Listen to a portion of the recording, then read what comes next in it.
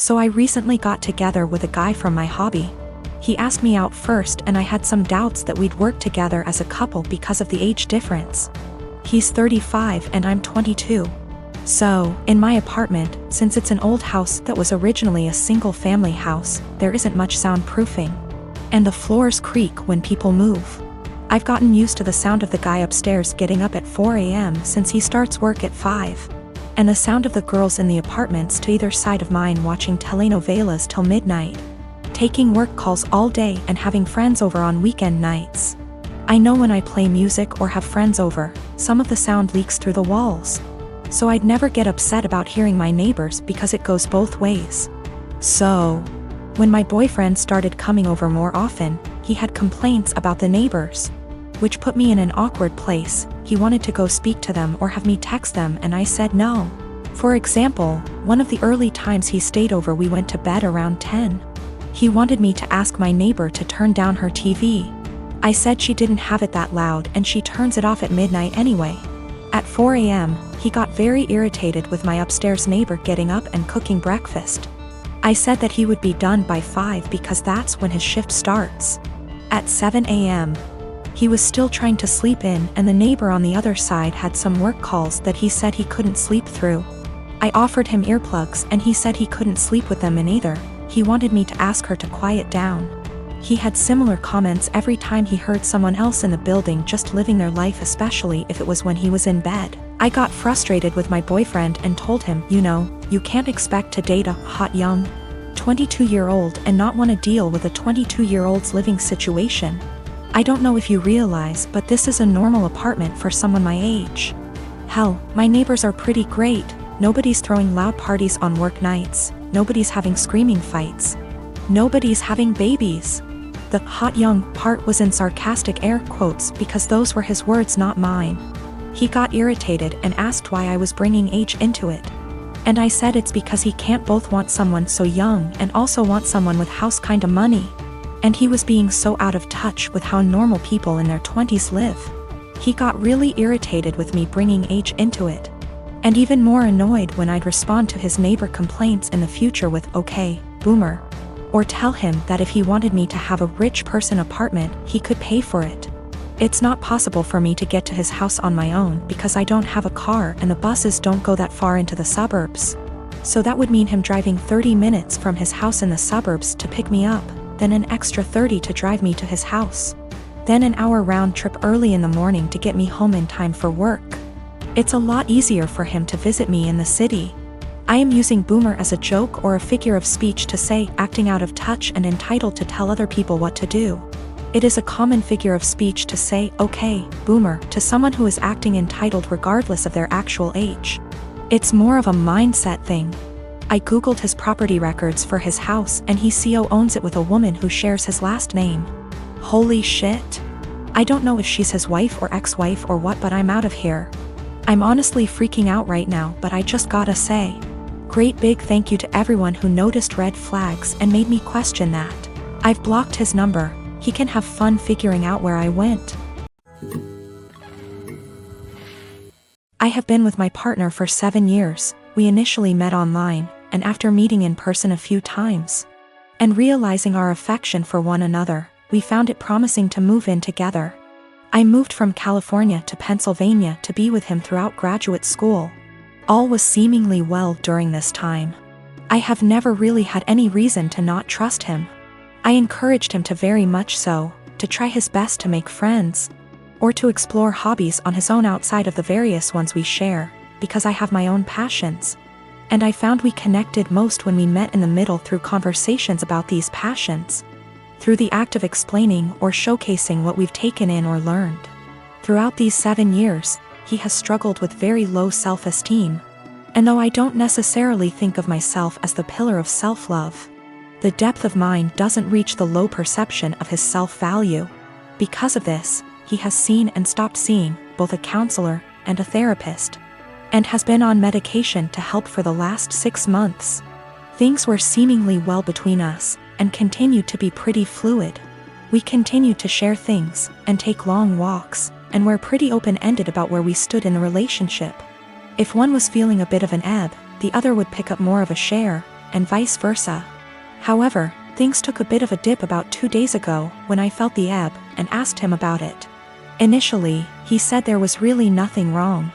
And perhaps I was just feeling this way because with our schedules we haven't been able to see one another for long periods of time like we are used to, which is true.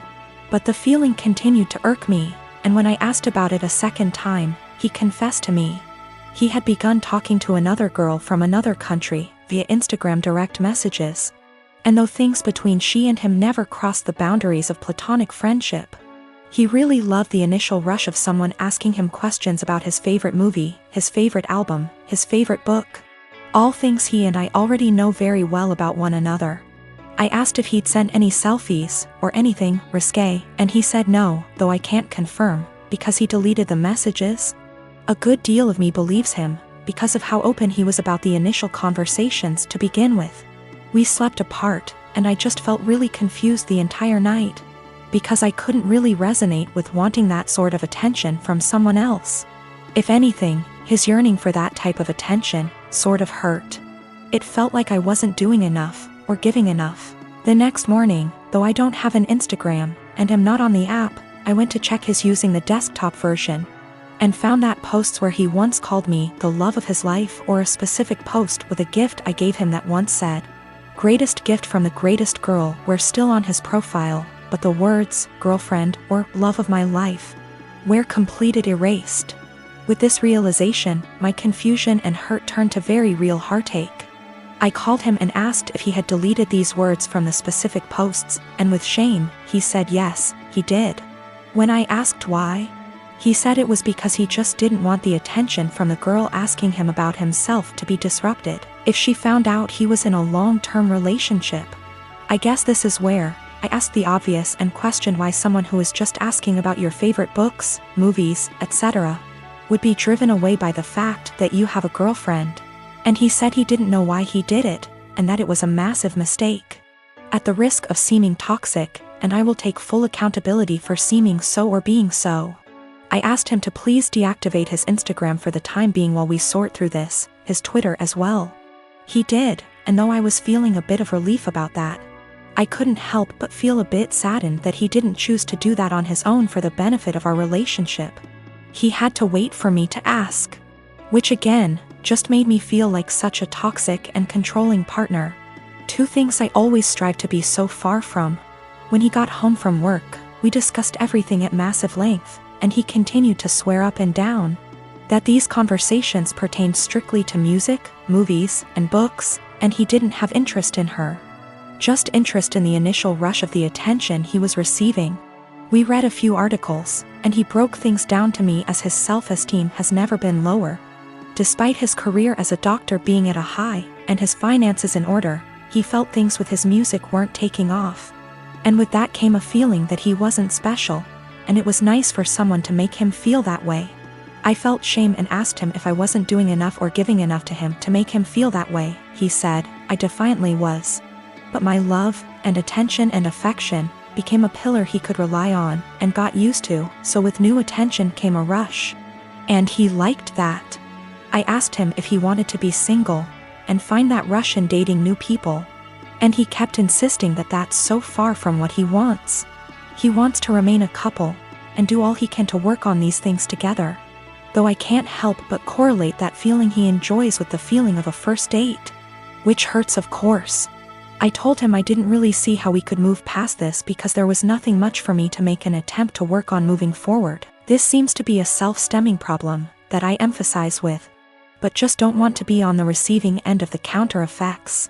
So though it is incredibly uneasy to begin to think of how difficult it'll be to begin again, it is just as difficult to think about how difficult it would be to stay and try to rebuild back up an issue that I feel like just a bystander. When it comes to this has all been very painful, and if this comes to an end I just want it to be as civil and as possible. He deserves to love himself, but not at the expense of the love we have between us. I deserve love that is stable and comforting, and not laced with newfound paranoia. Despite this all, my heart is still very much in this, of course, and he has been very vocal about how it was just one mistake. Nothing happened, we can work through this, etc. And I secretly keep hoping he will make a step, any step really, To showcase these words and implement action, seek a new therapist. Find the two of us a relationship counselor, buy a book on self-help or on how couple conquer affairs, anything at all. Without me having to be the one to ask him. I just want him to have that yearning that he continues to say he has, but instead of saying it, I was him to show me. That makes me irrational or just plain dumb. I believe to be in a state where I can handle either answer. Or something completely different just the same. Do all think I'm blowing something completely out of proportion? Given how this was an exchange of conversation between him and another girl for just a few days. And his erasure of me on his profile was only for about 2 days? This has been a first in this relationship, this has been a first in my life truthfully. I just felt completely vulnerable and isolated. My name is Mary, and I'm expecting my first baby with my husband. This is the first grandchild in the family, in-laws, and they said that if the baby's a boy then we'll give him my father-in-law's name. He's dead due to cancer. I had no problem with that. This happened before we found out the gender of the baby. My husband and his family had me do things like attend prayers and do other rituals before the reveal at the doctor's. I didn't like that but went with it to keep the peace. DR appointment came, and it turned out to be a girl. My husband cried in the car, then turned his phone off to hide from his family, then finally told them. His mom and the others made their frustration and disappointment clear, which bothered me cause my daughter deserves to be celebrated, but they ghosted me for days, then started coming over and visiting, constantly referring to my daughter as my son, claiming the results were false and basically pretending it's a boy. I had severe fights with them after they refused to stop it. And my husband sided with them despite seeing how wrong and unreasonable what they were doing was. We didn't speak for a while. Sister-in-law called to apologize, then informed me she arranged for a baby shower for me. I was so excited and happy. But when I arrived I saw blue balloons, blue cake with father-in-law's name / decorations around. I was so confused I had to sit down. Sister-in-law explained they were still hoping the gender results are false and it's a boy. I looked at my husband and he agreed with her. I lost my temper and yelled at them all, calling them delusionals and telling them to stop treating my daughter like she's unwanted and act like she doesn't exist by throwing a party for their imaginary grandson. Mother-in-law broke down crying. I took my bag and walked out immediately. They started yelling and my husband followed me outside and started arguing about how I insulted his family and his dad's memory by acting like that. I told him to wake up and see the insanity in his family's behavior. He said they needed time to process the fact that it's a girl not a boy as they expected, and insisted I play along and they'll soon get over it. I said absolutely not and demanded he take me home. He said no, so I called an Uber and left. He was fuming. He called 15 times, then texted that he won't be coming home till I get my ass over and apologize for ruining everything and accusing them of being mentally unstable. I haven't responded yet. He's constantly pressuring me to get right with his family before we even talk about anything else. When I was a teenager, my dad bought me a classic 1972 Ford Bronco. It was my true passion, and I don't recall a memory from high school that somehow doesn't involve that truck. Plus my dad and I would spend hours and hours working on it together, and we went through that especially father / son rough patch. When I was teenager, it was always that Bronco that brought us back together. I made a huge mistake and sold the truck when I turned 19, and my dad died of a heart attack 2 months later, so while not logical, I've always felt a karmic connection between the two events. We had a baby in early February. She is our first and the light of my life. My wife is doing well, but she's back at work and she's realized that she hates all the daycares we've tried and really wants to be a stay-at-home mom, and plus she's still very hormonal from delivery. Lack of sleep and breastfeeding, so she's having a rough time and is angry a lot.